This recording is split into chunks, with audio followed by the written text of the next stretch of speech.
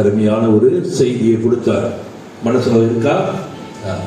அந்த செய்திக்கு அப்புறம் இப்ப நம்ம தொடர போறோம்.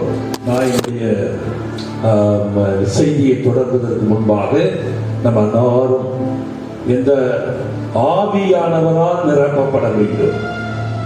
நான் இப்ப சொல்ற வார்த்தையை மட்டும் 3 வார்த்தையை சொல்லுங்க. என் ஆவி ஆத்துமா சரீரத்திலே வாசம் செய்கின்ற தூய ஆவியானவரே உமக்கு நன்றி. தூய ஆவியானவரே உமக்கு நன்றி.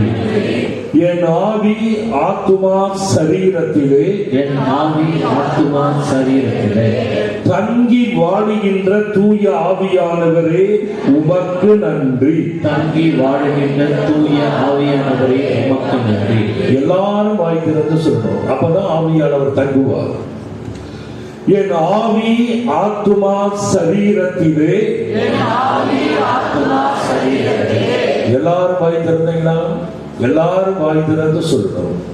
குடிகொண்டு வாழுகின்ற தூய ஆவியானவரே உமக்கு நன்றி.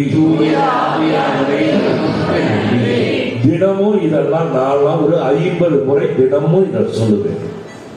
அதனால வாய் திறந்து இதை நீங்க சொல்லதான் உங்களுடைய ஆவி, உங்களுடைய ஆத்துமா, உங்களுடைய சரீரம் இதுவே ஆவியானவர் வாசம் செய்வார். அதாவது நீங்க ஒரே ஒரு வசனம் எடுங்க. இப்ப 2 தெசலோனியர் 5ஆம் அதிகாரம் 23வது வசனம். அதுல என்ன சொல்லியிருக்கு பாருங்க. 2 தெசலோனிக்கேயர் 5ஆம் அதிகாரம் 23வது வசனம். படிங்க. அமைதி அருளும் கடவுள் தாமே உங்களை முற்றிலும் தூய்மையாக்குவாராக. அவரே நம் ஆண்டவர் இயேசு கிறிஸ்து வரும்போது, இங்க உள்ளம்ங்கிறாரு. நம்ம பைபிள்ல சிஎஸ்ஐ பைபிள் பாத்தீங்கன்னா ஆவின்னு இருக்கும். ஆத்துமா, உடல், சரீரம் அனைத்தையும் குற்றமின்றி முழுமையாக காப்பாராக. அப்ப உங்களுடைய ஆவி ஆத்துமா சரீரத்திலே தேவ ஆவியானவர் வாசம் செய்தால் உங்களுக்கு பாவம் என்பது இருக்காது. சரிங்களா? அதனால இந்த வார்த்தையை நீங்க அடிக்கடி வீட்டுல ஒரு 50 முறை சொல்லலாம். என் ஆவி ஆத்துமா சரீரத்திலே வாசம் செய்கின்ற தூய ஆவியானவரே உமக்கு நன்றி. சொல்லுங்க பாப்போம். என் ஆவி ஆத்துமா சரீரத்திலே வாசம் செய்கின்ற தூய ஆவியானவரே உமக்கு நன்றி. Praise the Lord. இதை நீங்க சொல்ல பாருங்க. இன்னைக்கு நம்ம இப்ப பாட போற இந்த பாடல் நம்ம என்ன பண்ணணும்னா, அந்த ஆவியானவர் நம்ம உள்ளத்திலே வாசம் செய்வது நமக்கு என்ன ஆகுனா, அது அப்படியே நம்மளை தூண்டும். ஆவியானவர் அப்படிங்கிறவர் ஒரு ஆள். எப்படி ஜீசஸ் ஒரு ஆள், பிதா ஒரு ஆள், ஆவியானவர் ஒரு ஆள், a person. அதனால்தான் இந்த ஆவியானவர் நம்மோடு இப்பொழுது வாசம் செய்கின்ற தேவன்.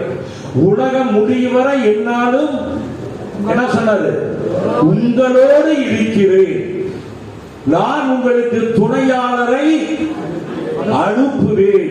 உங்களுக்கு ஒரு துணையாளரை அனுப்புவேன், உங்களுக்கு ஒரு பாராக்ளைட்டை அனுப்புவேன், உங்களுக்கு ஒரு கவுன்சிலரை அனுப்புவேன், உங்களுக்கு ஒரு கம்ஃபர்டரை அனுப்புவேன், உங்களுக்கு ஒரு அட்வொகேட்டை அனுப்புவேன், உங்களுக்கு ஒரு ஹெல்ப்பரை அனுப்புவேன். இப்படி 5-6 பேர்ல சொன்னாரு ஆண்டவர். யார சொன்னாரு? ஆவியானவர் சொன்னாரு. ஆனால் அந்த ஆவியானவர் நம்ம உள்ளத்திலே வாசம் செய்கின்ற பொழுது ஆவியானவர் நம்ம வழி நடத்துவார். ஆவியிலே நிரம்பி ஜெபிக்க வேண்டும். ஆவியிலே நிரம்பி ஜெபிக்கும் பொழுது நாம் என்ன கேட்கிறோமோ, எதுக்காக ஜெபிக்கிறோமோ இருக்கிறோமோ, அது கட்டாயமாக நடக்கும். சரிங்களா? நீங்கள் என்னுள்ளும் என் வார்த்தைகள் உங்களுள்ளும் நிலைத்திருந்தால் நீங்கள் விரும்பி கேட்பது எல்லாமே நடக்கும். படிங்க யோவான் 15:7.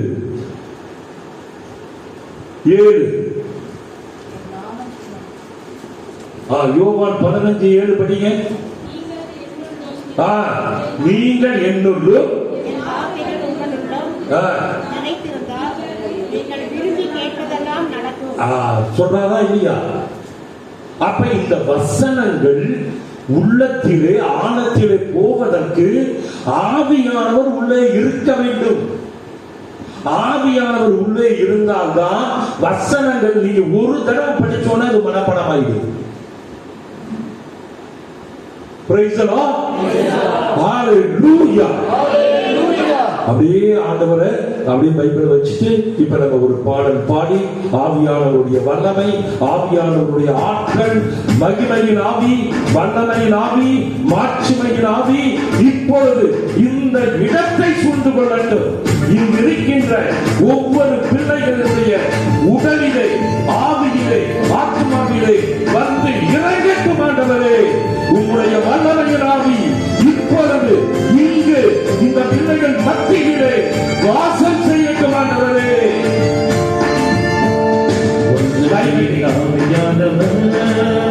எதில் வந்து விட்ட காரணத்தினால் ஒன்றாவது சாத்தான ஒரு சொல்லாத திரட்டி விட்டேன்.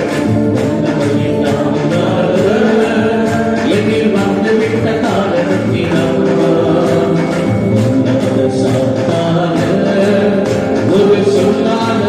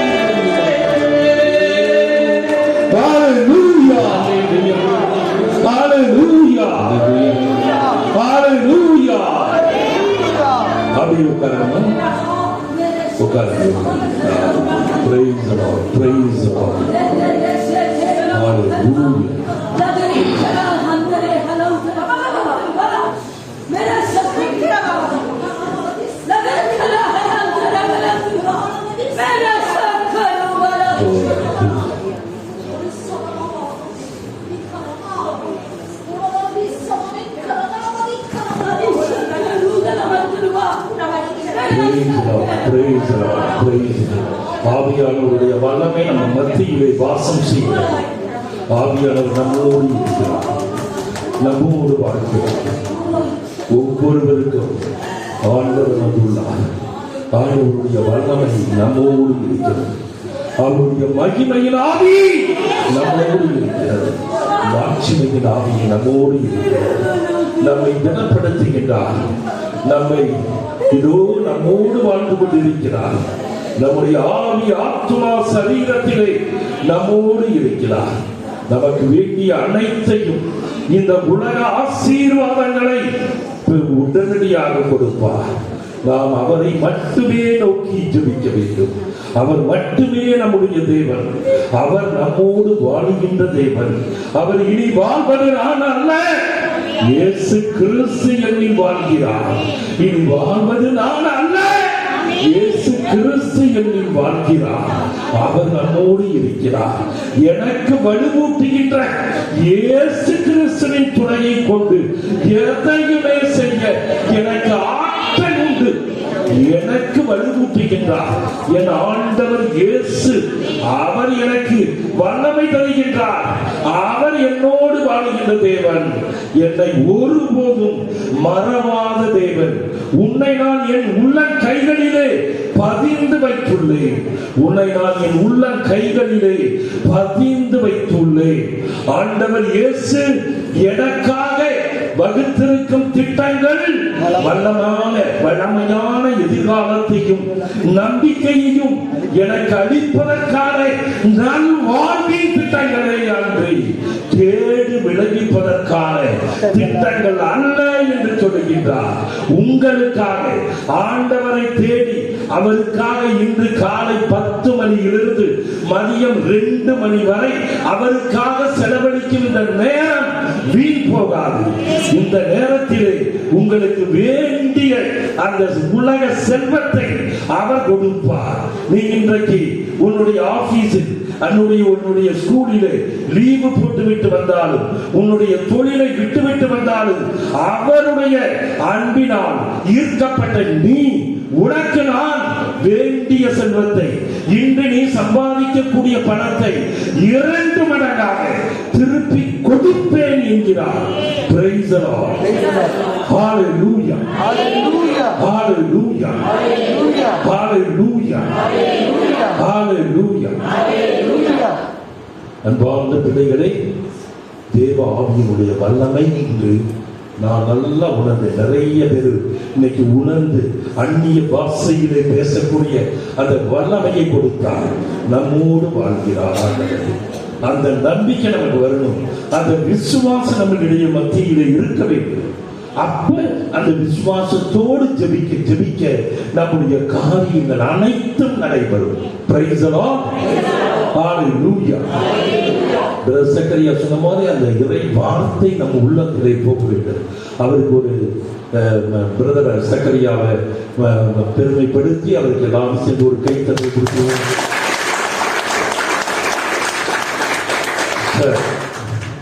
இன்றைக்கு என்னுடைய செய்தியை ஆரம்பிப்பதற்கு முன்பாக மீண்டும் உங்களுக்கு ஞாபகப்படுத்துறேன். எந்த உலக ஆசீர்வாதங்களாக இருக்கட்டும், உலக ஆசீர்வாதங்கள் என்னன்னா நல்ல உடல் சுகம் வேணும், வியாதிகள் வரக்கூடாது, வியாதிகள் இல்லாமல் இருக்க வேண்டும் என்றால் இது ஒன்று. வியாதிகள் இல்லாமல் வாழ்வது மிக மிக மிக நல்லது. நானா என்னுடைய மறை மாவட்டத்துக்கு இன்ன வரையிலும் அதிகமா போன ஒரு 100 ரூபாய் அல்லது ஒரு 200 ரூபாய் செலவு தான் வச்சிருப்பேன் வியாதிகளுக்கு. மற்றபடி வியாதிகளுக்கு அப்படின்னு நான் இந்த வருடம் டாக்டர்கிட்ட செலவு பண்ணவே இல்லை. ஏன்னா ஆண்டவர் சொல்லிக் கொடுத்த இந்த உலக ஆசீர்வாதம் உனக்கு வேணும்னா நான் சொல்லிக் கொடுக்கிற மெத்தடை ஃபாலோ பண்ணா போதும். ஆனா நிறைய பேர் அந்த மெத்தடை செய்யாம இன்னமும் கஷ்டப்படுறீங்க. நான் சொல்லி தரேன், அப்பையும் இன்னும் நீங்க புரிந்து கொள்ள மாட்டேங்கிறீர்கள். உலக ஆசீர்வாதம் பெற வேண்டும், அதாவது நோய் இல்லாமல் வாழ வேண்டும்.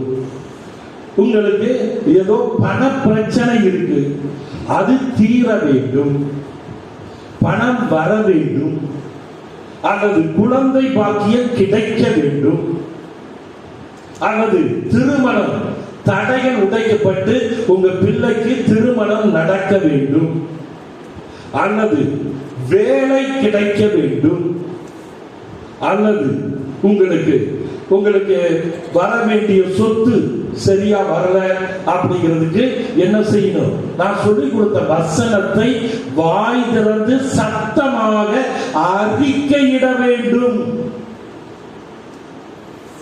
அறிக்கையிடலைன்னா அந்த காரியம் நடக்காது. புரியுதுங்களா? நான் சொல்லிக் கொடுத்த 3 காரியம் என்ன யார் சொல்லுவார்? அதாவது 3 கருவிகள் நம்ம பைபிள்ல ஆண்டவர் சொல்லிக் கொடுத்திருக்கார். அந்த 3 கருவிகளை பயன்படுத்தினால் உங்களுக்கு அந்த உலக ஆசீர்வாதம் எதுவாக இருக்கட்டும். தொழில் வேணுமா? தொழில் நஷ்டம் அடைஞ்சிருச்சா அல்லது வியாபாரம் நஷ்டம் அடைஞ்சிருச்சா, அது உங்களுக்கு கிடைக்க வேண்டும் என்றால் அந்த வியாபாரம் நல்லா ஓடணும். டெய்லி 500 ரூபாய் தான் கிடைக்குது. நீங்க நான் சொல்லித்தர மாதிரி செய்ய டெய்லி 5000 ரூபாய் கிடைக்கும். 10 மடங்காக ஆண்டவர் உயர்த்துவார். இல்ல வேற என்ன காரியம் உங்களுக்கு சொல்லுங்க பாப்போம். வேற என்ன காரியம் நடக்க வேண்டும் என்றாலும் இந்த உலக காரியங்கள் அது நடக்கும். என்ன செய்யணும் அப்படின்னா 3 கருவிகள். என்ன சொன்னேன்? Very good. இயேசுவின் ரத்தம், இயேசுவின் நாமம், அப்புறம் இறை வார்த்தை. இது 3ஐயும் பயன்படுத்த வேண்டும். இது 3ஐயும் நான் ஏன் திரும்ப திரும்ப சொல்றேன்னா, நீங்க இப்ப இங்க வர்றீங்க, ஏதோ ஒரு நோக்கத்தோடு வர்றீங்க, ஏதோ ஒரு காரியம் நடக்கணும்னு வர்றீங்க. அதை நீங்க செய்யலைன்னா அந்த காரியம் நடக்காது. ஆண்டவர் என்கிட்ட திரும்ப திரும்ப அதான் சொல்றாரு. இந்த 3ஐயும் அவர்கள் அறிக்கையிடவில்லை. அப்பா, நான் எப்படி கொடுக்க முடியும்? இந்த 3ஐயும் அறிக்கையிடும். வசனத்தை இப்ப உடல் நோய்கள் இருந்தால் அதுக்குன்னு ஒரு வசனம் நான் இந்த கார்டுல கொடுத்திருக்கேன். இந்த கார்டுல நோயிலிருந்து விடுதலை பெற அப்படின்னு ஒரு வசனம். அது என்ன வசனம் யாராவது சொல்ல முடியுமா? Very good. இதுல உள்ள வசனம் என்ன? 2 பேரு 1:24 வசனம். அந்த என்ன வசனம் யாராவது ஒருத்தர் எழுந்து மனப்படமா சொல்ல முடியுமா?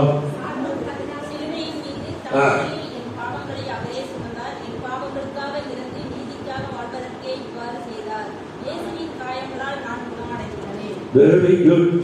இந்த வசனத்தை உங்களுக்கு என்ன வியாதி இருக்கோ அந்த வியாதியை சொல்ல வேண்டும். சிலுவையின் மீது தம்முடலில் என் பாவங்களை அவரே சுமந்தார், என் பாவங்களுக்காக இறந்து நீதிக்காக வாழ்வதற்கே இவ்வாறு செய்தார். அவர் தம் காயங்களால் என்ன வியாதி? என்ன உங்களுக்கு வியாதி இருக்கு? என் மூட்டு வலி குணமானது அப்படின்னு சொல்லு.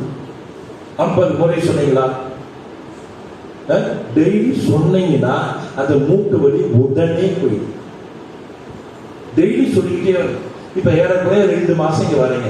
2 மாசம் இந்த வசனத்தை விடாம நீங்க சொல்லிட்டீங்கன்னா இன்னைக்கு நல்லா தாராளமா முட்டி போட்டு வச்சிருக்கீங்க. நமக்கு முட்டி வலி இல்லாமல் போக வேண்டும் என்றால் இந்த வசனத்தை சொல்லணும். அவர் தன் காயங்களால் என் முட்டி வலி குணமானது அப்படி சொல்லணும். இல்லைன்னா அவர் தன் காயங்களால் என் தலைவலி குணமானது, இல்லைன்னா அவர் தன் காயங்களால் என் வயிற்று வலி குணமானது.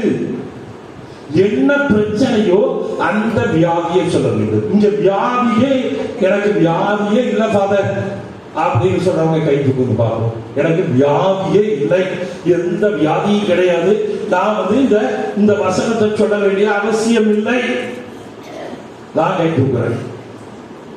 வேற யார் கை தூக்குறீங்க? வியாதியே இல்லாமல் இருப்பவர்கள் கை தூக்குங்க. Very good. ரெண்டு பேர் வியாதியே இல்லை. 3 பேரு, 4. அப்ப மற்றவங்க வியாதி இருக்குல்ல, அதுக்கு ஏன் சொல்ல மாட்டீங்க 5? இப்ப மற்றவங்களை என்ன வியாதின்னு உங்களுக்கு தெரியும். இப்ப காமனா சொல்ல பயப்படுவீங்க. யாருமே வியாதி அத காமனா இப்ப நீங்க உங்களுக்கு சொல்ல விருப்பம் இல்லைன்னா நான் என்ன சொல்றேன், இந்த வசனத்தை சொல்லி கடைசியில அவர் தம் காயங்களால் எனக்கு என்ன வியாதி இருக்கோ, முட்டி வலியா, கால் வலியா, அதனால் குணமடைந்ததுன்னு சொல்லி அது ஒண்ணு சொன்னா பத்தாது. அடுத்தது 2வது எதுல சொல்லணும்? இயேசுவின் நாமத்திலே சொல்ல வேண்டும். எப்படி சொல்லணும்? இயேசுவின் நாமத்துல. இப்ப உங்களுக்கு யாராவது எதுவும் வியாதி சொல்ல முடியுமா?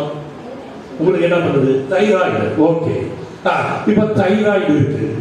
தைராய்டுக்கு இயேசுவின் நாமத்துல எப்படி சொல்லணும்? யார் சொல்லுவாங்க? இருங்க, யாராவது சொல்ல விரும்பினா எந்திரிச்சு நின்று சொல்லுங்க பாப்போம். சொல்லுங்க சத்தமா. இயேசுவின் நாமத்தினால் என் தைராய்டு நோய் குணமானதற்கு இயேசுவே நன்றி. அப்படி சொல்லக்கூடாது. இயேசு கிறிஸ்து நாமத்தினாலே என்னுடைய தைராய்டு நோயானது என்னை விட்டு அகன்று போக கடவுளே சட்டப்படட்டும். இன்னும் வேற என்ன கரெக்டா சிஸ்டர் சொல்றீங்க? என்னிடம் உள்ள தைராய்டு என்ற கெட்ட ஆவி என்னை விட்டு வெளியேற்றும்படி இயேசுவின் நாமத்தினால் நான் கட்டளையிடுகிறேன். இப்படிதான் சொல்லணும். என்னிடம் உள்ள தைராய்டு என்னும் கெட்ட ஆவி என்னை விட்டு வெளியேறும்படி இயேசுவின் நாமத்தினாலே நான் கட்டளை இடுகிறேன். அழகா இப்படி சொன்னீங்கன்னா எத்தனை முறை? 50 முறை சொன்னீங்கன்னா போதும். உடனடியாக அந்த டைம்ல அந்த ஸ்பாட்ல அது கிளியர் ஆகிட்டே வரல. நம்ம சொல்லாததுனாலதான், டெய்லி 50 முறை சொல்ல முடியாததுனாலதான் என்ன பண்றோம்? அந்த நோய் இருந்து கொண்டே இருக்கிறது. நீங்க என்னைக்காவது சொல்றீங்களா? இப்ப இங்க எத்தனை மாசமா வரீங்க? எதிரிங்க சொல்லுங்க, எத்தனை மாசம்? இடையில எப்போனாலும் ஊருக்கு போனாலும் வராம இருப்பேன். பாத்தீங்களா? நடந்தது 2 வந்துட்டு இருக்காங்க. இருங்க, இன்னும் இவங்களுக்கு முட்டி வலி இன்னும் போகல. ஏன் இன்னும் முட்டி வலி போகாததுக்கு காரணம் என்ன செய்யறவங்க? இப்ப நான் சொல்லி கொடுத்த சிஸ்டர் சொன்னாங்கல்ல, என்னிடம் உள்ள முட்டி வலி என்ற கெட்ட ஆவி வெளியேறும்படி, அகலாது, நான் கட்டளை இடுகிறேன்.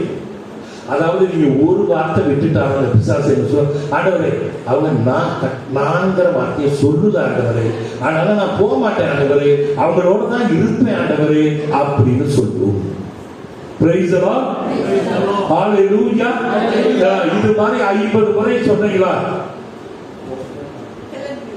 ஹெலன் இப்ப 50 முறை இதை சொன்னீங்களா இல்லையா? ஒரு நாள் சொல்லுவாங்களா, ஒரு நாள் விட்டுடுவாங்களா? ஆமா, நீங்க சொன்னீங்களா கால் வலிங்கிறீங்க, எந்திரிச்சுக்கிறீங்க. பாப்போம், எந்திரிக்கவே முடியல, நான் உட்காந்துருங்க. இவங்களும் அதே மாதிரிதான் தொடர்ந்து வர்றாங்க. இந்த வீட்டுல பிரேயர் வச்சிருந்தோம், அப்ப இருந்து வர்றாங்க.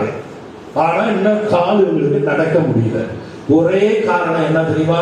தொடர்ந்து சொல்லாம இருப்பதுதான். உண்மைதானே?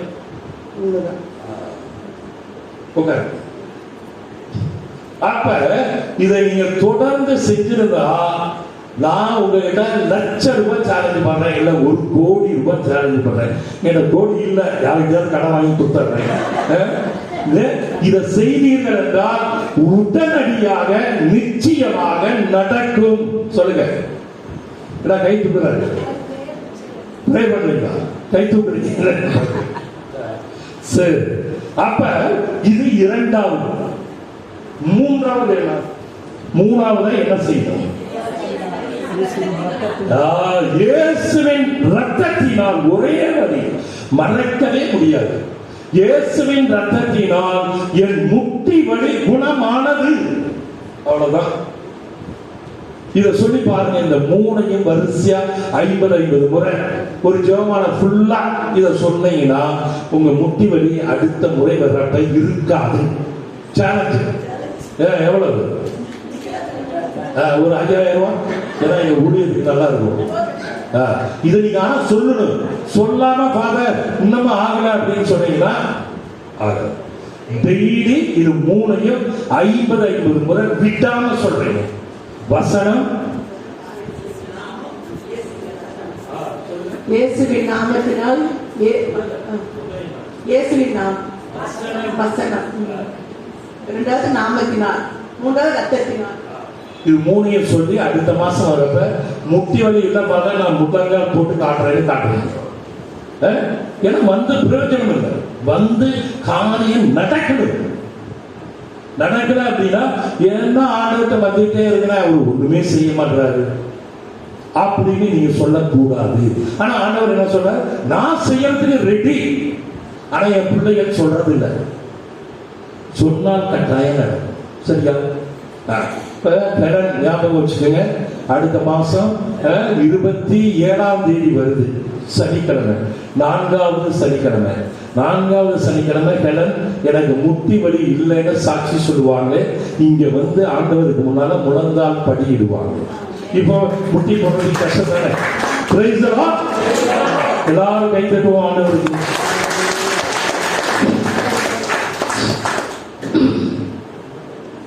அப்ப இது மாதிரி தான் எல்லா காரியமும் நீங்க செய்ய ஆரம்பிச்சா போதும்.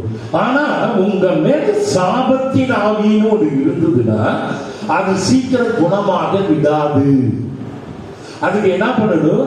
முதல்ல அந்த சாபங்களில் இருந்து விடுதலை பெற கொடுத்திருக்க ஒரு 7 வசனம், அதை டெய்லி ஒரு தடவை சொல்லிட்டீங்கன்னா போதும். மினிமம் 1 டைம், மேக்சிமம் 3 தடவை சாப்பிட்றதுனால 3 தடவை சொன்னீங்கன்னா சீக்கிரம் குணமாயிடும். நீங்க சிரிக்கிறீங்க. 3 தடவை சாப்பிட்றது இல்லையா? 2 தடவை தானே? 1 தடவை தான்? 3 தடவை. ஓகே. அப்ப 3 தடவை இதை சொன்னீங்கன்னா போதும். நான் இந்த ஜபத்துக்கு உள்ள வர்றதுக்கு முந்தி இந்த சாபங்களில் இருந்து விடுதலை பெற டெய்லி நான் 50 முறை சொல்லுவேன். சாபம் என் மேல இல்லாம கம்ப்ளீட்டா கிளியர் ஆக வேண்டும். ஏன்னா என் முன்னோர்கள் மூலமா எனக்கு மேல் சாபம் வரலாம். அதனால அந்த சாபத்தை நான் உடைக்கணும். உடைச்சாதான் நான் இந்த மாதிரி பிரேயர் நடத்த முடியும். இல்லைன்னா என் பிரேயரை என்ன பண்ணுவான்? சாத்தான் போற வழிகள்ல அங்கங்க அதைய காலி பண்ணிடுவாங்க. செபல் செய்ய முடியாம ஆக்கிடுவாங்க.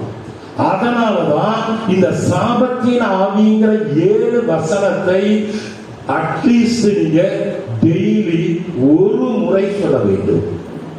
இந்த கார்டு எல்லாரும் வேணும்னா ஜெஃப்ரிகிட்ட வாங்கிக்கீங்க. இங்க இருக்கு கார்டு. சரிங்களா?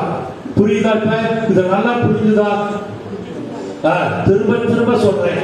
இதை நீங்க நல்லா விசுவாசத்தோடு நல்ல ஒரு நம்பிக்கையோடு டெய்லி செஞ்சீங்கன்னா உங்களுக்கு என்ன காரியமோ அதை நீங்க செய்தீர்கள் என்றால் அது உடனடியாக அடுத்த மாசம் நீங்க இங்க வரப்ப எனக்கு நடந்துருச்சு அப்படின்னு சொல்லுவீங்க. ஏன்னா ஆண்டவரால ஒரே ஒரு நொடி போது மாத்திடுவாரு, கொடுத்துருவாரு. என் பிள்ளை கேட்குது, நான் இல்லைன்னு சொல்லுவேன். ஆண்டவர் என்ன சொன்னாரு? உன் பிள்ளை உன்னிடம் முட்டை கேட்டால் என்ன கொடுப்பீங்களா? தேளை கொடுப்பீங்களா? தேளை கொடுப்பீர்களா அப்படிங்கிறாரு. அதே மாதிரி நீங்க வந்து என்கிட்ட கேட்டா நான் இல்லைன்னு சொல்லுவேனா? நான் உங்களுக்கு பரிசுத்த ஆவியை நிறைய கொடுப்பேன் அப்படிங்கிறார். அப்ப நீங்க உங்களுக்கு என்ன தேவையோ அதை ஆண்டவரிடம் நீங்கள் கேட்டால் நான் இல்லைன்னு சொல்ல மாட்டேன். கேளுங்கள் உங்களுக்கு, தட்டுங்கள் உங்களுக்கு, தேடுங்கள் உங்களுக்கு. அவ்வளவுதான். அப்ப இதை நீங்கள் செய்தால் நிச்சயமாக நடக்கும். 50 முறை. ஆனா மனசுக்குள்ள என்னன்னு சொல்லக்கூடாது. வாய் திறந்து சத்தமாக நீங்கள் சொன்னால்தான் அது நடக்கும். ஏன்? அதுக்கு பேர் என்ன? அறிக்கையிடுதல். ஆண்டவர் என்ன சொல்றாரு? ரோமையர் 10:8 எடுங்க, படிங்க. ரோமையர் 10:8.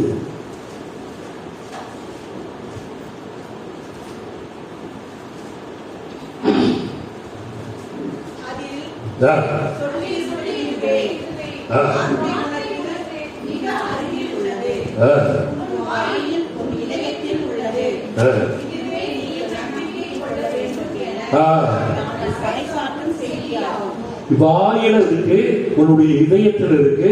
இந்த ஒரு வரி படிங்க.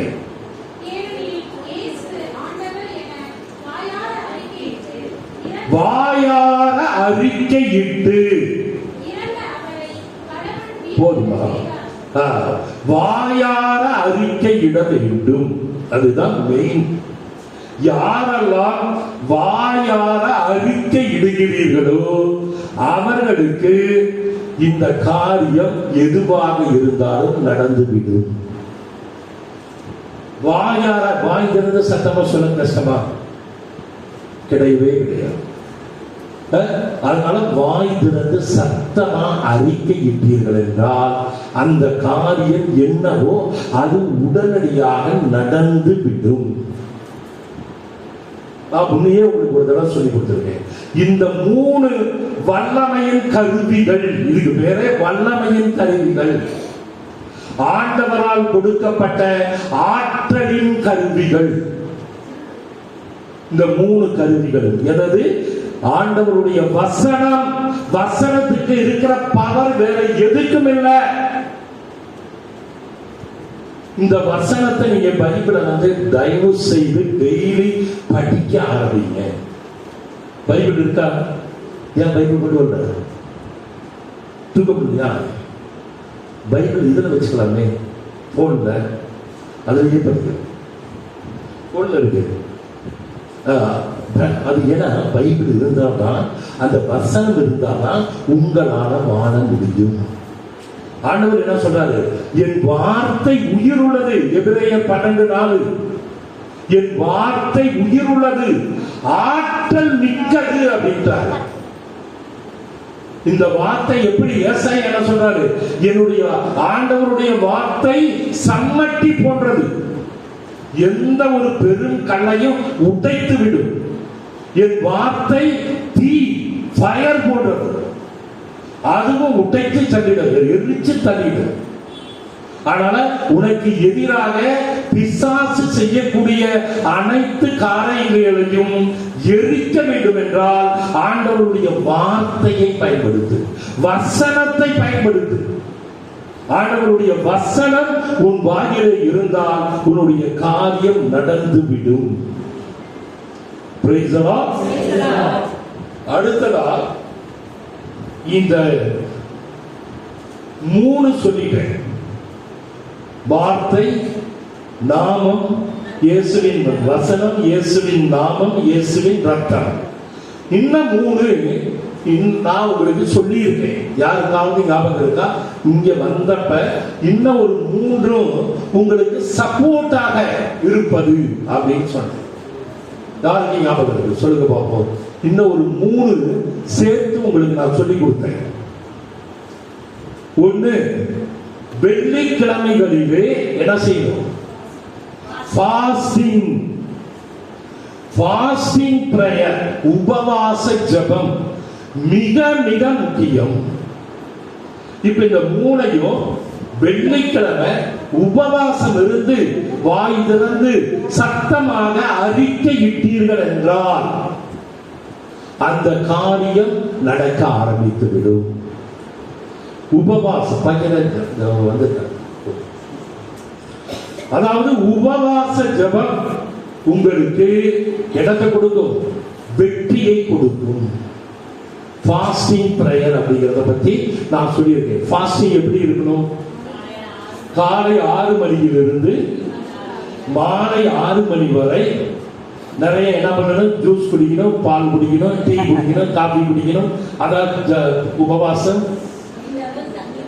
தண்ணீர் மட்டும், வெறும் தண்ணீர் மட்டும்.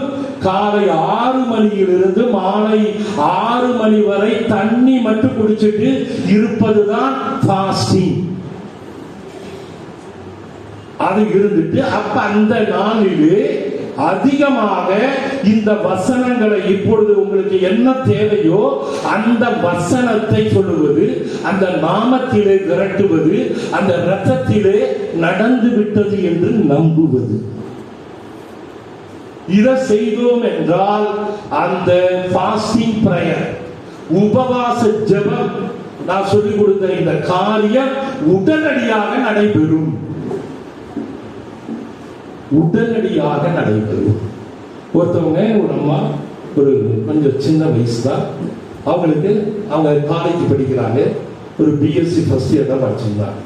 அவங்களுக்கு என்னன்னு தெரியல, திடீர்னு அவங்க பாடி என்ன ஆயிடுச்சு, பயங்கரமா ஊதிடுச்சு. பயங்கர பாடி, பல்கி பாடி ஆயிட்டாங்க. அந்த வயசுல எவ்வளவு இருக்கணும், சுமாரா இப்ப ஒரு 18 வயசு 20 வயசுல இருக்கிறவங்களுக்கு எத்தனை கேஜ் இருப்பாங்க? அதிகமா போனா எவ்வளவு இருக்கணும்? ஒரு 5 அடி இருக்காங்க. 5 அடி உயரம் உள்ளவங்களுக்கு எத்தனை கிலோ இருக்கலாம்? 1 கிலோவுக்கு 12. அது மாதிரி 5 அடினா எத்தனை கிலோ இருக்கணும்? 60 தான் இருக்கணும். 60க்கு மேல போச்சுன்னா அது சரியில்லை. சரிங்களா? அதாவது சயின்டிபிக்கா என்ன சொல்றாங்கன்னா, நீ 1 அடி உயரம் அப்படின்னா எத்தனை கிலோ இருக்கலாம்? 12 கிலோ இருக்கலாம். அது மாதிரி 5 அடி உயரம்னா 60 கிலோ தான். அதுக்கு மேல 1 கிலோ அதிகமானாலும் அது உடம்புக்கு நல்லது இல்லை அப்படிம்பாங்க. இந்த பொண்ணு என்கிட்ட வந்து சொல்லிச்சு. நான் இது சொல்லிக் கொடுத்தேன். என்ன சொல்லிக் கொடுத்தேன்? பிசிக்கல் ஹெவினஸ் அப்படிங்கிற ஒரு கெட்ட ஆவி. அதுதான் உடம்பை பெருக்கடிக்கிறது. அப்ப அந்த பிசிக்கல் ஹெவினஸ் என்ற கெட்ட ஆவி, என்னிடம் உள்ள பிசிக்கல் ஹெவினஸ் என்ற கெட்ட ஆவி இப்பவே என்னை விட்டு வெளியேறும்படி இயேசுவின் நாமத்தினாலே நான் கட்டளை இடுகிறேன் அப்படின்னு சொல்றோம். அப்ப இயேசுவின் ரத்தத்தினால் எனக்கு நார்மல் வெயிட் கிடைத்தது. இது ரெண்டையும் 50 முறை நீ டெய்லி விடாம, எங்க குன்னூர்ல இருக்காங்க அந்த பொண்ணு, காலேஜ் படிக்கிற பொண்ணு, ஃபாதர் நான் ரொம்ப குண்டாயிட்டேனே, எல்லாம் என்னை கிண்டல் பண்றாங்க, அதனால ஃபாதர் எனக்கு என்ன செய்யறதுன்னு தெரியல, சொல்லி கொடுக்க பாருங்க. 2 இதுதான் சொன்னேன். எத்தனை முறை டெய்லி சொல்லுவோமா அப்படின்னு கேட்டேன். நான் 50 முறை நீ கட்டாயம் சொல்லணும். நான் 100 முறை சொல்றேன் ஃபாதர் அப்படின்ட்டு அந்த பொண்ணு 100 இல்லை, டெய்லி 500 முறை சொல்றது. டெய்லி 500 டைம்ஸ் 500 முறை சொல்லி, நான் சொல்லி அவங்களுக்கு ஒரு 1 மந்த் ஆச்சு. அடுத்த முறை வரப்ப அது வந்து அந்த பொண்ணுக்கு 5 அடி உயரம், ஆனா வயசு 23 22 தான் இருக்கும். ஆனா பாடி எத்தனை கேஜி தெரியுமா? 110 கேஜி, 110 கிலோ இருந்தாங்க. அவங்க 2 மாசத்துல அவங்க வெயிட் எவ்வளவு வந்து தெரியுமா? 70க்கு வந்தது. 2 மாசம் 500 முறை இந்த வார்த்தையை சொன்னாங்க. இயேசுவின் நாமத்துல சொன்னாங்க, இயேசுவின் ரத்தத்துல சொன்னாங்க. அது சொல்ல சொல்ல அவங்களுக்கு அது பாட்டுக்கு குறைஞ்சிக்கிட்டே வருது. திரும்பவும் விடாம அவங்க சொல்லி 6 மாசத்துல அவங்க எத்தனை கிலோ தெரியுங்களா? வெறும் 50 கிலோ.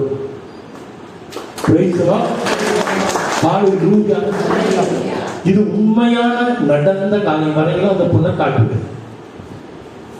ஏன் சொல்றேன்னா, இயேசுவினுடைய நாமத்தின் வல்லமை, இயேசுவினுடைய ரத்தத்தின் வல்லமை, இயேசுவினுடைய வசனத்தின் வல்லமை. ஃபாஸ்டிங் பிரேயர், அந்த பொண்ணு எவ்ரி ஃப்ரைடே, ஒவ்வொரு வெள்ளிக்கிழமையும் ஃபுல் டே ஃபாஸ்டிங். காலை 6 மணிலிருந்து சாயங்காலம் 6 மணி வரையில காலையில ஒரு கிளாஸ் தண்ணி குடிப்பாங்க, அவ்வளவுதான். அதோடு சரி. கடைசியில பாத்தீங்கன்னா இன்னைக்கு 50 கிலோ வெயிட் தான் அவங்க. நல்லா இருக்காங்க. டெய்லி அவங்களுக்கு நன்றி சொல்லிக்கிட்டே இருமா அப்படின்னு சொன்னேன். டெய்லி நன்றி சொல்றாங்க. நடக்கும். அவரால் முடியாதது ஏதாவது இருக்கா? ஆண்டவரால் எல்லாம் கூடும். அவரால் முடியாதது ஒன்றுமில்லை. நீங்க நம்பிக்கையோடு விசுவாசத்தோடு ஆண்டவத்தை கேட்கிறப்ப, அதை வாய் திறந்து திரும்ப திரும்ப சொல்றப்ப, ஆண்டவர் என்ன சொன்னாரு? ஒரு அநீதியான ஜட்ஜி அவங்கிட்ட ஒரு பொண்ணு போய் திரும்ப திரும்ப கேக்குது, ஜட்ஜ நீதிபதிய என் காரியத்தை செஞ்சு கொடுங்கன்னு. ஆனா அவன் முடியாதுங்கிறான். ஆனா கடைசியில இந்த அம்மாவினுடைய தொந்தரவு பொறுக்க முடியாமல் அவன் காரியத்தை உடனே செய்து கொடுக்கிறான். அதே மாதிரி பிள்ளைகளே, நீங்க என்கிட்ட கேட்கிறப்ப தொடர்ந்து நீங்க கேட்க என் பேரை பயன்படுத்த என் ரத்தத்தை பயன்படுத்த உங்களுக்கு காரியம் நடந்துவிடும். இதைத்தான் ஆண்டவர் இன்னைக்கு சொல்லித்தார்.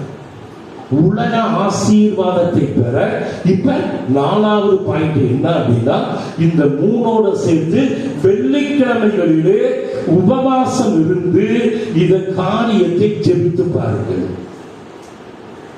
என்ன காரியமோ அதை ஜெபிச்சு பாருங்க, அது நடக்கும். Praise the Lord. Hallelujah.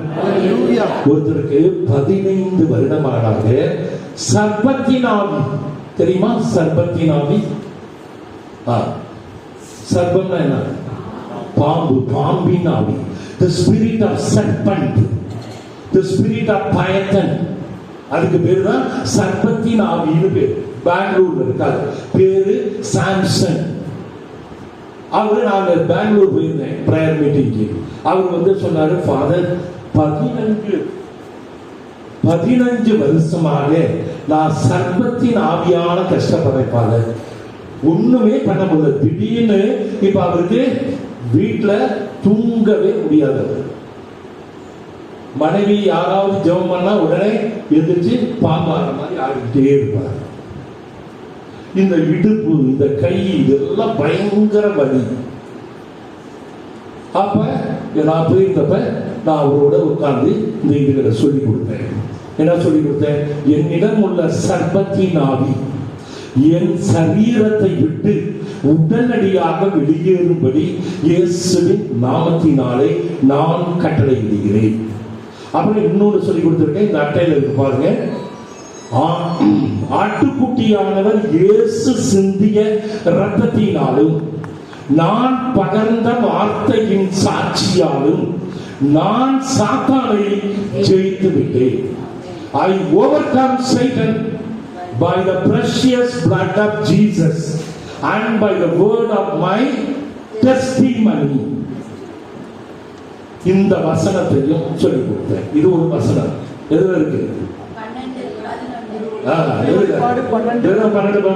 திருவெளிப்பாடு 12ஆம் அதிகாரம் 11வது வசனம். Book of Revelation chapter 12 verse 11. சரிங்களா? இதையும் சொல்ல வச்சேன். இது இயேசுவின் ரத்தம், வெள்ளிக்கிழமையில உபவாசம் ஃபாஸ்டிங் இது அப்படின்னு சொல்லி இதுல வாய் திறந்து சத்தமா அவங்க மனைவியையும் சொல்ல வச்சோம். இப்ப எனக்கு ஒரு வாரத்துக்கு முந்தி போன் பண்றாரு, ஃபாதர் ஏறக்குறைய 90% அவருக்கு இருந்த சர்ப்பத்தின் ஆவி வெளியேறிடுச்சு. இப்ப ஆடுறது இல்ல, இந்த பாம்பு மாதிரி ஆடுறது இல்ல, இல்லைன்னா பாம்பு மாதிரி அப்படியே அந்த வீடு முழுவதும் இதை அடிப்பாரு. பாம்பு மாதிரி நெடுஞ்சு போவார்.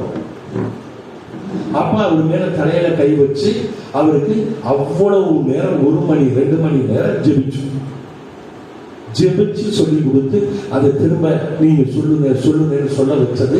அப்புறம் பார்த்தா அந்த சர்ப்பத்தின் ஆவி அவரை விட்டு வெளியேறிடுச்சு. அந்த சர்ப்பத்தின் ஆவி அவருக்கு எப்படி வந்தது அப்படின்னா, அவர் ஒரு வீடு, ஒரு இடம் ஒண்ணு வெடிக்க வாங்கியிருக்காரு. அந்த இடத்துல ஒரு பெரிய பாம்பு புத்து இருந்தது. ஆனா இவர் போய் என்ன பண்ணியிருக்காரு, அங்க கம்ப்ளீட்டா உடைச்சு எடுத்தப்ப ஒரு நாகப்பாம்பு அங்க இருந்து போயிருக்கு. அந்த நாகப்பாம்பு என்ன பண்ணாரு, விட்டுட்டாரு, போகுது அப்படின்னு சாகடிச்சாங்க. இது சாகடிச்சிருக்கோம். சாகடிச்சிருந்தா இவரை இந்த பாம்பு ஒண்ணு பண்ணாரு. ஆனா அந்த பாம்பு தான் இவரை அட்டாக் பண்றதுக்கு, என்னுடைய புத்தனை கலைச்ச அப்படின்னு அட்டாக் பண்றதுக்காக இவர்கிட்ட அந்த சர்ப்பத்தின் ஆவி வந்தது. ஆனா நாகப்பாம்பை கொன்றுதா அது ஒண்ணு பண்ண முடியாது. நான் நிறைய நாகப்பாம்பை வச்சிருக்கேன். மெட்டல்வாடி அப்படின்னு ஒரு பாரிஷ் தாளவாடி ஏரியாவில் எங்க டயசிஸ்ல அங்க டெய்லி ஒரு பாம்பு இருக்கும்.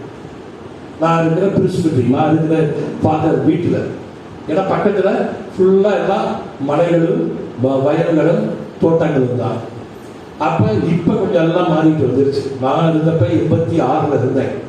அப்ப டெய்லி ஒரு நாகப்பாம்பு வீட்டுக்கு முன்னால வரும். அப்ப அடிச்சு கொண்டு போகும்.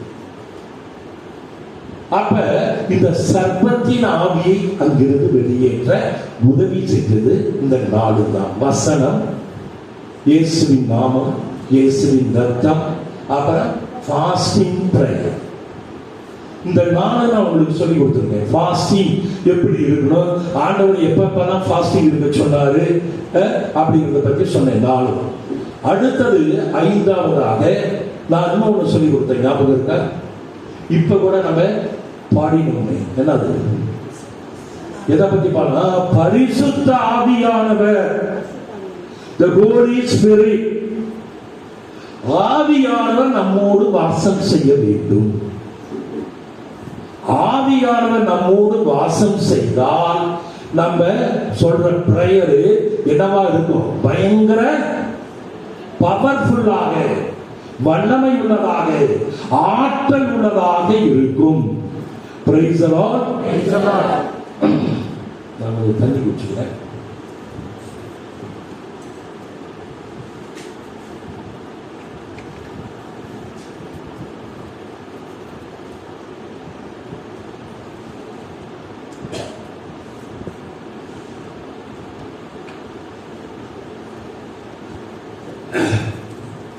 ஃபாதர் நம்ம பங்கு தந்தைகள் இருக்காரு, எல்லாரும் பங்கு தந்தைக்கு ஃபாதர் ஒரு வாரம் நான் பேசு.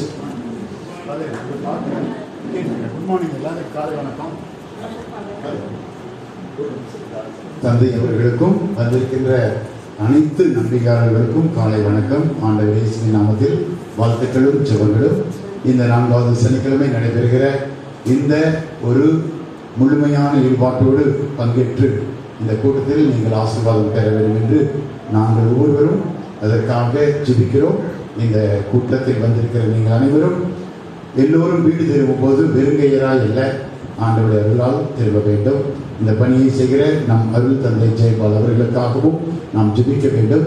இந்த பணியை நமக்கு முன்னின்று நடத்துகிற நம் சகோதரர் பாகிராஜ் அவர்களுக்கும் அவரோடு ஒத்துழைக்கிற அனைத்து குழுவினர்களுக்கும் மனதார நன்றி தெரிவிக்கிறேன். தொடர்ந்து இந்த கூட்டத்தில் நான் கலந்து கொள்வேன். தந்தை அவருடைய உரை தொடரும். Thank you father. அப்ப நான் சொல்லிக் கொடுத்த மாதிரி ஆண்டவருடைய வசனத்தையும் ஆண்டவருடைய நாமத்தையும் ஆண்டவருடைய ரத்தத்தையும் பயன்படுத்த வேண்டும். எப்படி? ஃபாஸ்டிங் இருந்து பயன்படுத்த வேண்டும். உபவாசம் இருந்து, வெள்ளிக்கிழமைகளிலே உபவாசம் இருந்து பயன்படுத்த வேண்டும் சொல்லிட்டேன். 4 5வதா எப்படி செய்யணும் அப்படின்னா, பரிசுத்த ஆவியானவர், the Holy Spirit, ஆவியானவர் நம்மோடு வாசம் செய்ய வேண்டும். ஆவியானவர் நம்முடைய ஆவி ஆத்துமா சரீரத்திலே தங்கி இருக்க வேண்டும். ஆவியானவர் நம்முடைய ஆவி ஆத்துமா சரீரத்திலே குடிகொண்டு வாழ வேண்டும். ஆவியானவரை எப்ப நீங்க பெற்றுக் கொள்கிறீர்கள்? ஆவியானவர் உங்களுக்கு கிடைச்சதா இல்லையா? பரிசுத்த ஆவியானவர் திருமுழுக்கு ஞான ஸ்நானத்திலே பெற்றுக் கொண்டோம். நீங்க ஞானஸ்தானம் எந்த வயசுல வாழ்ந்தீங்க? கரெக்ட். குழந்தையாக இருந்த போது வாங்கினோம். அப்ப எனக்கு அறிவோ மற்றதோ எதுவும் கிடையாது. உங்க அப்பா அம்மா அவங்களுடைய விசுவாசத்திலே நீங்கள் அந்த ஞானஸ்தானத்தை பெற்றுக் கொண்டீர்கள். அதுக்கப்புறம் பரிசுத்த ஆவியானவர் வெளிப்படையாக நமக்கு வந்த அருட்சாதனம் என்ன? உறுதி பூசுதல். அதாவது ஆயரவர்கள் நமக்கு வந்து உறுதி பூசுதல் ஒரு 12 வயதுக்கு மேல இல்ல 15 வயதுக்கு மேல இருந்தப்ப ஆவியானவரை பெற்றுக்கொண்டோம். பரிசுத்த ஆவியானவரை பெற்றுக்கொண்டோம். அப்ப இந்த ஆவியானவர் என்னுடைய ஆவியிலே, என்னுடைய ஆத்மாவிலே, என்னுடைய சரீரத்திலே வாசம் செய்ய வேண்டும். என்னுடைய ஆவியிலே, என்னுடைய ஆத்மாவிலே, என்னுடைய சரீரத்திலே அவர் என்ன பண்ணும்? தங்கி வாழ வேண்டும். அதனாலதான் ஆண்டவர் என்ன சொன்னார் பரிசுத்த ஆவியானவரை பத்தி? உங்களுடைய சரீரமானது பரிசுத்த ஆவியானவருடைய ஆலயம். அதனால நீங்க உங்க ஆலயத்தை, உங்களுடைய ஆலயத்தை நீங்களா என்ன பண்ணக்கூடாது? கெடுதி பண்ணக்கூடாது. எப்படி? நிறைய குடிச்சா உங்க ஆவியானவர் ஆலயம் அழிந்து போய்விடும். நிறைய ஸ்மோக் பண்ணா ஆவியானவருடைய ஆலயம் அழிந்து போய்விடும். தவறான நம்ம உறவுகளை வைத்துக் கொண்டால் ஆவியானவருடைய ஆலயம் அழிந்து போய்விடும். அதனால்தான் இந்த ஆவியானவருடைய ஆலயத்தை, உன்னுடைய சரீரத்தை, என் சரீரமானது பரிசுத்த ஆவியானவருடைய ஆலயம். அதனால்தான் இந்த சரீரத்திலே ஆவியானவர் வாழ வேண்டும். அதுக்கு இப்ப நம்ம ஒரு சின்ன ஜெபம் செய்ய போறோம். அப்படியே எல்லாரும் முழந்தாள் படியிட முடியும் அப்படின்னா முழந்தாள் படியிடுங்க. முடியாதவங்க அப்படியே நின்னுக்குங்க. முடிஞ்சவங்க உட்கார்ந்துக்குங்க. முடியாதவங்க உட்கார்ந்துக்கலாம். ஒண்ணு தப்பு. முடிஞ்சவங்க முழந்தாள் படியிடவும். நான் சொல்றத திரும்ப சொன்னா போதும். ஆவியானவருடைய வசனங்களை நான் சொல்ல போறேன். எல்லாரும் வாய் திறந்து சத்தமா அதை சொல்லணும். சரியா? சொல்லுவீங்களா? எல்லாரும் வாய் திறந்து சொல்லுவீங்களா? முழந்தாள் படியிட முடியாதவங்க உட்கார்ந்துக்கீங்க. பிரச்சனையே இல்லை. சில பேர் நிக்க முடியும்னா நின்னுக்கலாம். ஒன்னும் தவறு இல்லை. ஆண்டவர் நீ கட்டாயம் முட்டி போட்டுதான் ஜெபிக்கலாம் அப்படிலாம் சொல்ல மாட்டார். எந்திரிச்சு நின்று ஜெபிக்கலாம், முட்டி போட்டு ஜெபிக்கலாம், உட்கார்ந்து ஜெபிக்கலாம். ஆண்டவர் விரும்புவது என்ன? அவரோடு உறவு கொள்ள வேண்டும். அவன் என் அப்பா, என் ஏசு அப்பா. அப்பா வந்து எனக்கு எது வேணாலும் செய்வார், என்ன அவரை விட்டு பிரிக்க முடியாது அப்படின்னு ஒரு ஆழமான நம்பிக்கை உங்க உள்ளத்துல வரும். எப்பயே ஏசப்பாவை தேடி ஞாயிறு ஆயிடுச்சா நான் ஓடிடுவேன், எங்க ஏசப்பாவை பார்க்க ஆலயத்துக்கு நான் போயிடுவேன் அப்படின்னு ஒரு நம்பிக்கை வர வேண்டும். இப்ப சொல்லுவோம். எல்லாரும் வாய் திறந்து கண்களை மூடி சொல்லலாம். ஆண்டவரே, நான் தாகமாயிருக்கிறேன். தூய ஆவியானவரை எனக்கு குடிக்க கொடுத்த இயேசுவே உமக்கு நன்றி. ஆண்டவரே, நான் தாகமாயிருக்கிறேன். தூய ஆவியானவரை எனக்கு பானமாக கொடுத்த இயேசுவே உமக்கு நன்றி. என் உள்ளத்திலே வாசம் செய்கின்ற தூய ஆவியானவரே உமக்கு நன்றி. என் உள்ளத்திலே தங்கி வாழுகின்ற தூய ஆவியானவரே உமக்கு நன்றி. என் உள்ளத்திலே குடிகொண்டு வாழுகின்ற தூய ஆவியானவரே உமக்கு நன்றி. என் உள்ளம் நிரம்பி வழிகின்ற தூய ஆவியானவரே உமக்கு நன்றி. என் கிண்ணம் நிரம்பி வழிகின்ற தூய ஆவியானவரே உமக்கு நன்றி. எனக்குள் உயிராக இருக்கும் தூய ஆவியானவரே உமக்கு நன்றி. ஆண்டவரின் ஆவி என் மேலே, அவர் என்னை அபிஷேகம் செய்துள்ளார். தூய தூய ஆவியானவர் என்னும் நெருப்பால் எனக்கு திருமுழுக்கு கொடுத்து என்னை அக்கினி அபிஷேகம் செய்த தூய ஆவியானவரே உமக்கு நன்றி. என்னை அக்கினி அபிஷேகம் செய்த தூய ஆவியானவரே உமக்கு நன்றி. தூய ஆவியானவர் புறா வடிவிலே தோன்றி என் மீது இறங்கினார். எப்போதும் தூய ஆவியானவர் துணை கொண்டு வேண்டுதல் செய்யுங்கள். என் கடவுள் ஆண்டவர் இயேசு கிறிஸ்து வழியாக தேவ ஆவியானவரை என் மீது நிறைவாக பொழிந்துள்ளார். பெந்தகோஸ்தே நாளிலே தேவ தாயும் அப்போஸ்தலர்களும் ஒன்றாக கூடியிருந்த பொழுது தேவ ஆவியானவரை பொழிந்த என் ஆண்டவர் இயேசுவே உமக்கு நன்றி. தேவ ஆவியானவர் அங்கிருந்த ஒவ்வொருவர் மீதும் நெருப்பு போன்ற நாவுகளாக வந்து தங்கி அவர்களை அக்கினி அபிஷேகம் செய்த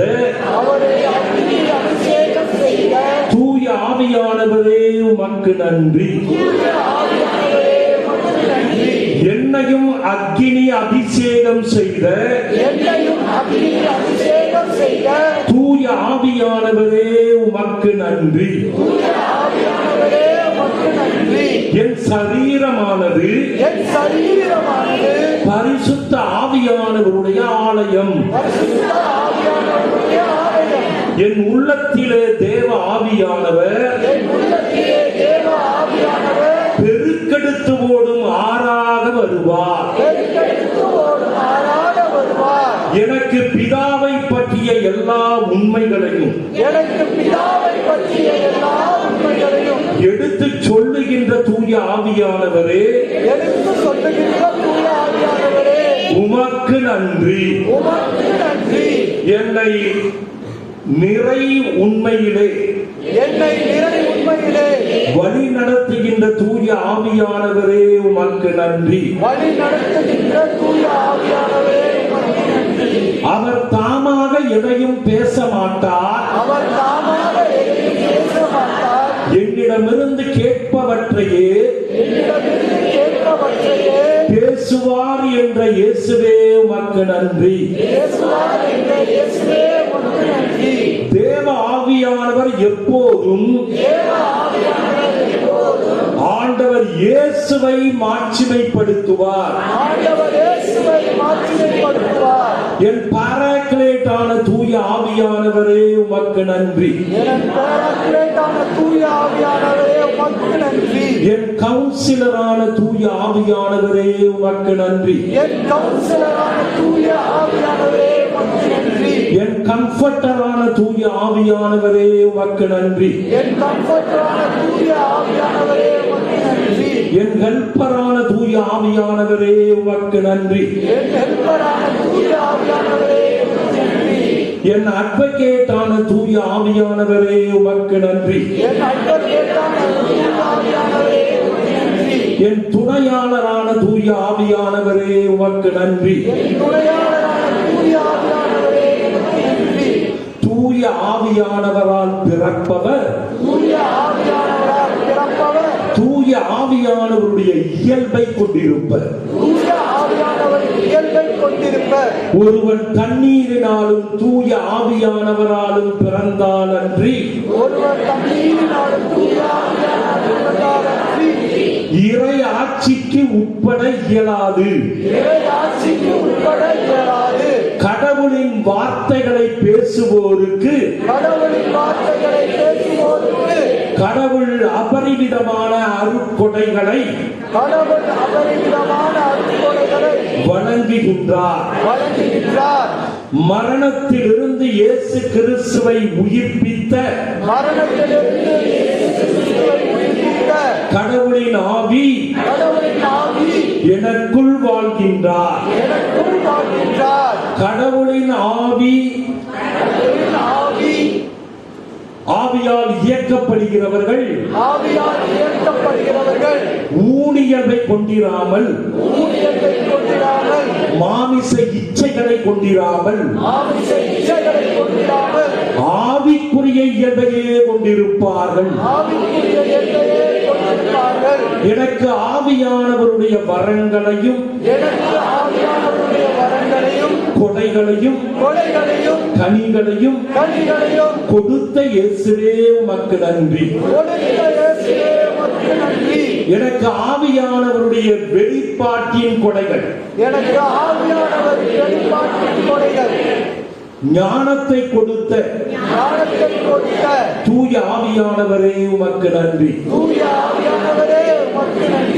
அறிவை கொடுத்த தூய ஆவியானவரே உமக்கு நன்றி. ஆவிகளை ஆய்ந்துணரும் தேர்ந்து தெரியும் திறனை கொடுத்த தூய ஆவியானவரே உமக்கு நன்றி. எனக்கு ஆவியானவருடைய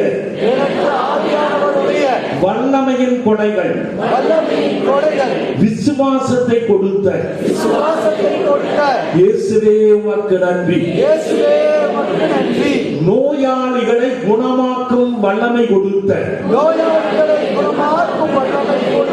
தூய ஆவியானவரே உமக்கு நன்றி. அற்புதங்களை செய்யும் வல்லமை கொடுத்த தூய ஆவியானவரே உமக்கு நன்றி. எனக்கு ஆவியானவருடைய வாய் கொடைகளை கொடுத்த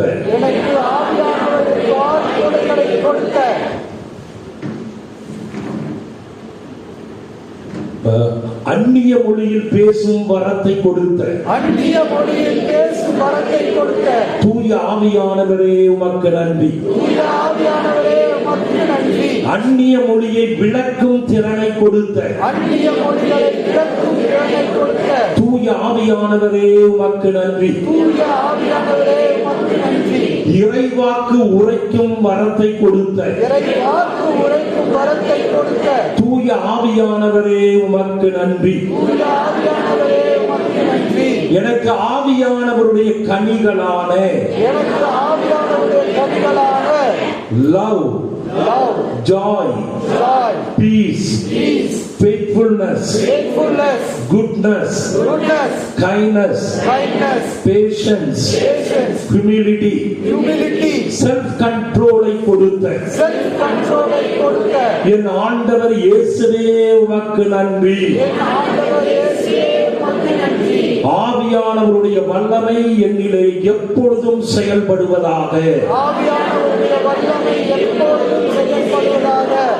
ஆவியானவரே உம்மை மனதார என் ஆவி ஆத்துமா சரீரத்திலே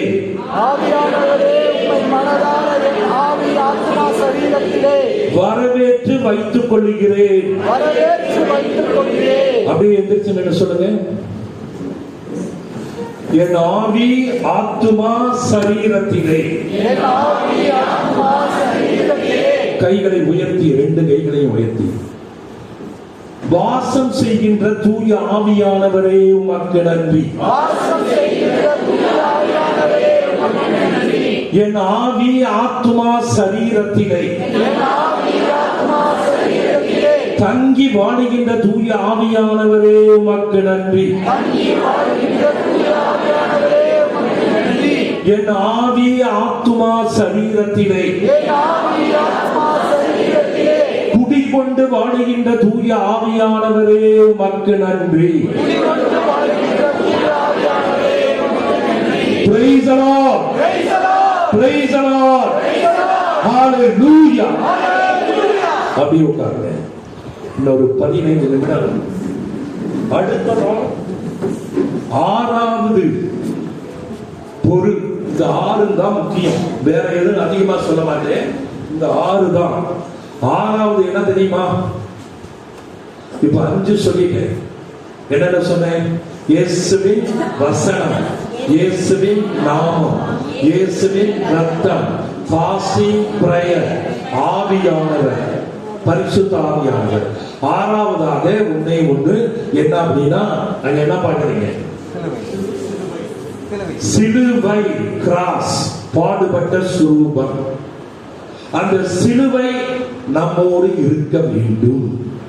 நிறைய பேர் தப்பான எண்ணம் வச்சிருக்கோம். என்ன பாக்கியராஜ் மட்டும் என்ன பண்ணியிருக்காரு? அவங்க வீட்டுல இதே மாதிரி பெரிய பாடுபட்ட சுரூபம் வச்சிருக்காரு.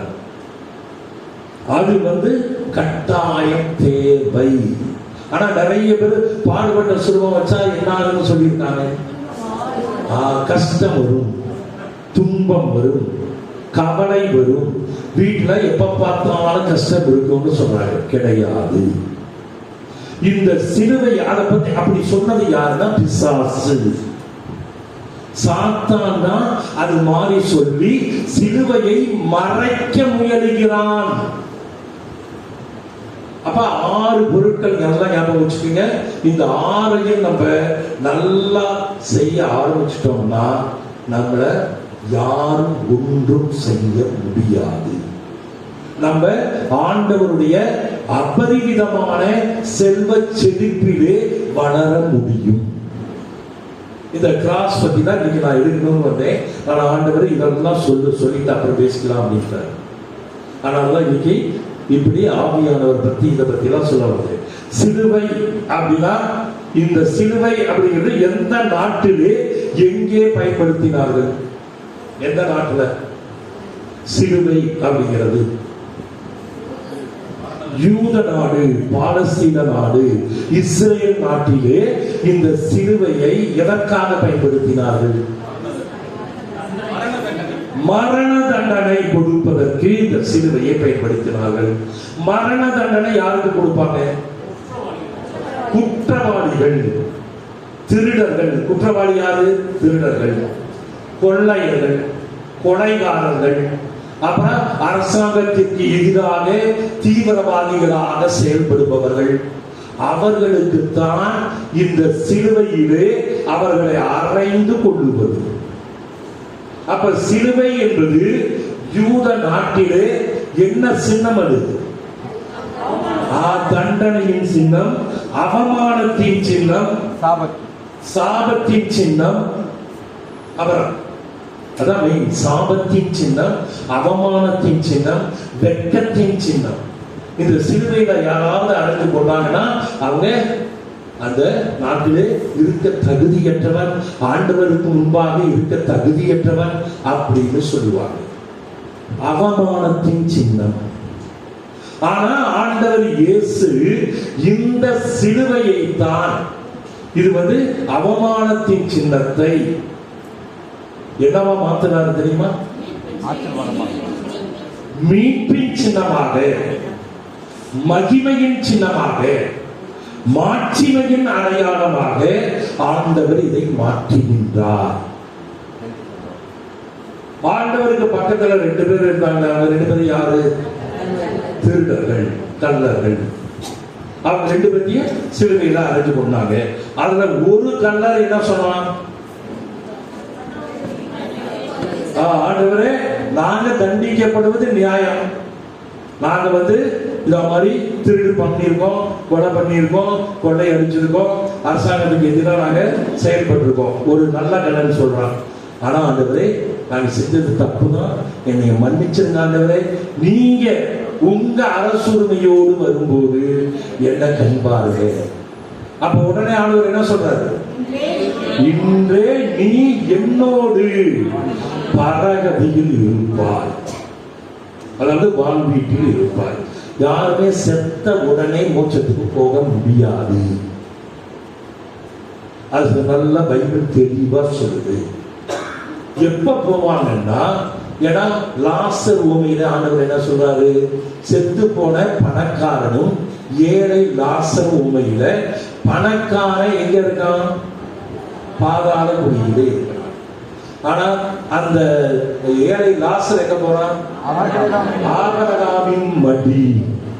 அதாவது மோட்சத்துக்கு முன்பாக, விண்ணக வாழ்வுக்கு முன்பாக ஒரு இடம் இருக்கிறது. அதுக்கு பேர் தான் ஆபிரகாமின் மடின்னு சொல்லுவாங்க. இல்லைன்னா அதை விண்ணக வாழ்வுக்கு முன்பாக இருக்கக்கூடிய ஒரு இடம். அங்க இருந்துதான் அது நடக்குது. இப்ப ஆண்டவர் என்ன செய்யறாருன்னா, இப்ப அதுக்கு போக வேண்டாம், அது பத்தி நான் அடுத்த முறை எடுப்பேன். இப்ப இந்த சிலுவை பத்தி உங்களுக்கு சொல்ல போறேன். 1 கொரிந்தியர் 1:18 இன்னும் ஒரு 5 நிமிஷம் தான், அதை முடிச்சுட்டு நீங்க போய் டீ குடிச்சிட்டு வெளியில போயிட்டு வாங்க, பாத்ரூமா போயிட்டு அப்புறம் குடிச்ச 1 மணிக்கு மாஸ், 2 மணிக்கு சிலுவை பற்றிய செய்தி படிங்க. அழிந்து போகிறவர்களுக்கு மடமையே. இருங்க, மெல்ல மெல்ல ஒவ்வொன்றா சொல்லுங்க. சிலுவையை பற்றிய செய்தி, சிலுவையை பற்றிய செய்தி அழிந்து போகிறவர்களுக்கு மடமையே. அழிந்து போகிறவர்களுக்கு அது மடமை. ஆனால் மீட்பு பெறும் நமக்கோ அது கடவுளின் வல்லமை. கடவுளின் வல்லமை. பாருங்க, சிலுவை ஆண்டவர் இயேசு என்ன சொல்றாருன்னா, நம்ம தெரியாதவங்களுக்கு, அது அழிந்து போகிறவர்களுக்கு மடமை. It is foolishness. ஆனால் சிலுவை, நான் சொல்றேன், ஆண்டவர் சொல்றாரு, நீங்க சிலுவையை வைத்திருந்தால், கழுத்துல நிறைய பேர் சிலுவை போட்டுக்கிறாங்கல்ல, அது ஒரு பெருசா சொல்ல. ஆனா இந்த சிலுவையை வீட்டிலே வைத்திருந்தால் அது கடவுளின் வல்லமை. Amen. It is power of God. பிசாசு எதை மட்டும் கண்டு பயப்படும் தெரியுங்களா? சிலுவையை பார்த்தா பயப்படும். 1:18 1 கொரிந்தியர் 1:18.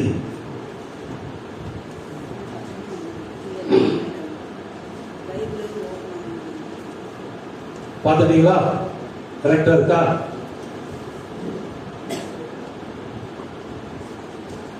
அப்ப இங்க ஆண்டவர் பவுலடியார் வழியாக ரொம்ப அருமையா ஒரு வார்த்தை சொல்றாரு.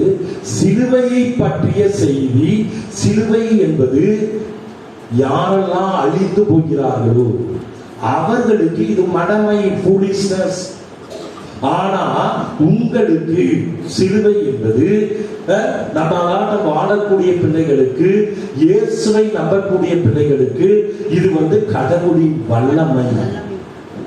It is a power of God. சிலுவை என்பது பவர் ஆஃப் காட். அப்ப சிலுவையை கண்டுதான் இந்த சாத்தான் என்ன பண்றான்? சிலுவையை எப்படியாவது மறைக்க முயல வேண்டும்.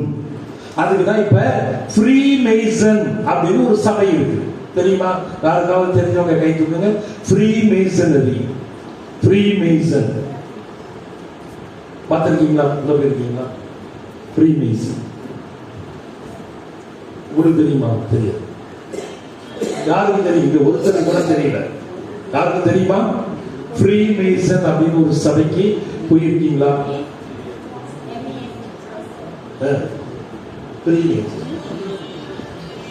யார் போயிருக்கா?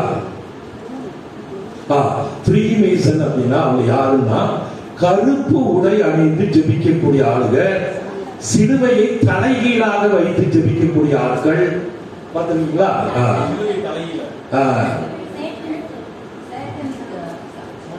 சாத்தானின் சபை, அதுக்கு பேரு சாத்தானின் சபை. நாங்க சாத்தானினுடைய ஆட்கள் அப்படின்னு சொல்லியே அவங்க பெரிய பெரிய பணக்காரர்கள் தான் அதுல இருக்காங்க. எங்க ஊட்டியில ஒருத்தர் இருந்தார், பெரிய ஸ்கூல் வச்சிருந்தார், குட் ஷெப்பர்ட் ஸ்கூல். நம்ம பேர் குட் ஷெப்பர்ட். ஆனா அதனுடைய எதிர பார்த்தோம்னா அதுக்கெல்லாம் போயிருக்காங்க. அந்த அந்த ஓனர் ஒரு இறந்துட்டாரு, கோயம்புத்தூர்ல இருக்கா, போய் பார்த்துருக்கீங்களா? அவங்க அதிகமாக ஜெபிக்கக்கூடிய டைம் என்ன தெரியுமா? இரவு நேரம் மிட்நைட் 12 மணியிலிருந்து 2 மணி வரை ஜெபிப்பாங்க. ஃப்ரீ மேசன் பேரு. எல்லாமே பெரும் பெரும் பணக்காரர்கள். எல்லாம் கோடீஸ்வரர்கள் அது ஜெபிக்கிறவங்கலாம் இதான் ஜெபிப்பாங்க. சாத்தானோட சேர்ந்து அங்கதான் நைட்ல 1 வயது குழந்தைகள் எங்கேயாவது கிடைச்சா பணத்துல கொடுத்து வாங்கிட்டு வந்துடுறாங்க. பலி கொடுப்பார்கள், கோழி பலி கொடுப்பார்கள், ஆடு பலி கொடுப்பார்கள். யாருமே கிடைக்கலையா அந்த யாரையாவது கொண்டு வந்து அவங்க கையை அறுத்து ரத்தத்தை கவிப்பாங்க. எப்படியும் அவங்க ஜெபிக்கிறப்ப, அதாவது டெய்லியெல்லாம் போக மாட்டாங்க, ஏறக்குறைய மாசம் 1 முறை மாதம் 1 முறை அப்படின்னு செய்வாங்க. அவங்களுக்கு நாங்கெல்லாம் மறைமுகமா நான் போய் பார்த்துருக்கேன். அது மாதிரி அவங்க கருப்பு உடை அணிந்து இது மாதிரி சாத்தானின் சபைன்னு பேர் இருக்கு. சாத்தான் தான் அவங்களுடைய கடவுள், அதை கும்பிடுவாங்க. அவங்க என்ன பண்றாங்கன்னா இந்த சிலுவையை என்ன பண்றாங்க, தலைகீழாக கவுத்து வைப்பாங்க. இந்த சிலுவை எங்களுக்கு தேவையில்லை அப்படிங்கிறதுக்கு தலைகீழாக கவுத்துட்டு அதை இது பண்ணுவாங்க. அது மாதிரி சபைக்கெல்லாம் போய் சேர்த்துறாங்க. அவ்வளவுதான், சாத்தானோடு சேர்ந்து போயிட வேண்டியதுதான். இது மாதிரி நிறைய இருக்கு.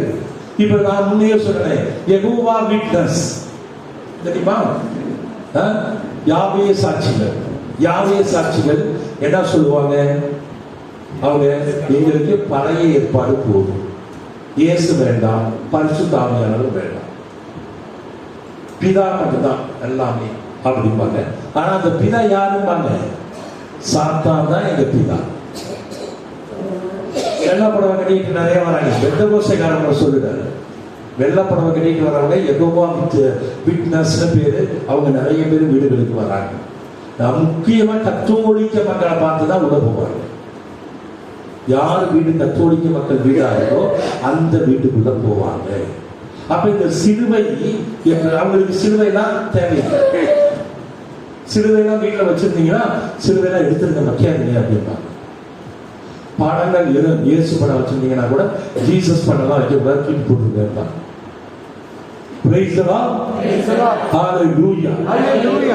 அடுத்த முறை இந்த சிலுவையை பற்றி நான் உங்களுக்கு சொல்லித்தரேன். நிறைய இருக்கு வசனங்கள், டைம் ஆச்சு. அதனால நீங்க இப்ப என்ன பண்ணீங்க, போய் டீ குடிச்சுட்டு பாத்ரூம்லாம் போயிட்டு வந்துடுறீங்க. வந்து நீங்க வந்த உடனே ஒரு 10 மினிட்ஸ்ல நம்ம என்ன ஆரம்பிச்சிடலாம், Tirupati. Praise the Lord. Hallelujah. Okay.